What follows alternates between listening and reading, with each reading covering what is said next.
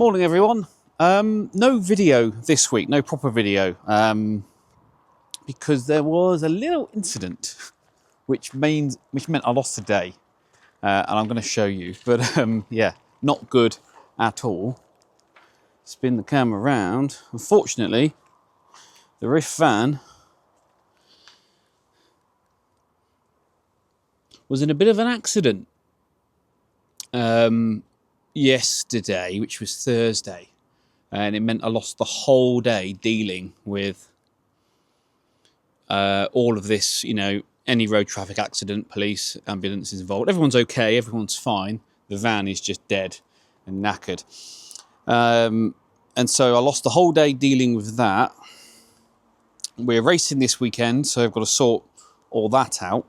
I had loads of repairs and stuff going out of, well, it's meant to go out, which some of it has gone out, some of it hasn't. Got some stuff fixed, some stuff that I didn't get onto.